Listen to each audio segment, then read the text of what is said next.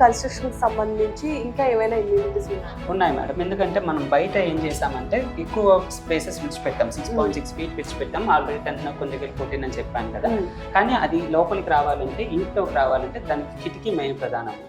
కిటికీ ఇంపార్టెంట్ కాబట్టి మనకి ఎక్కడ మనం చూసుకున్న 6 feet కిటికీ, మన ఏ రూమ్లో చూసుకున్న 6 feet కిటికీ ఇస్తారు. సాధారణంగా జనరల్ వేలో ఎలా ఇస్తారంటే 3 feet కానీ 4 feet కానీ ఇస్తారు.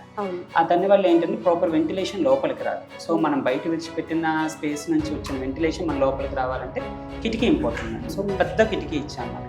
ఈవెన్ దో ఆ కిటికీ కాస్ట్ ఎక్కువ మేడం, దాని 3-4 feet కంటే. కానీ కస్టమర్ యొక్క మేము అభిలాషులం కాబట్టి, కస్టమర్ అభిలాషం బేసికల్గా ఆ అభిలాషం కాబట్టి మేము ఆ కిటికీని ప్రొవైడ్ చేయడం జరిగింది మేడం, పెద్ద కిటికీ.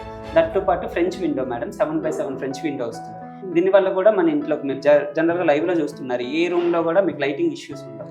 సో మనం లైవ్లో అన్ని చూస్తూ ఉంటే మనకి ఏ విండోలో కూడా లైటింగ్ ఇష్యూస్ ఉండవు అనమాట. ఈవెన్ దో మనం ఆ జాగ్రత్తను కూడా బాత్రూమ్ కిటికీ కూడా చూసాము. బాత్రూమ్ కిటికీలో ఏం జరుగుతుందంటే చిన్నవి ఇస్తారు.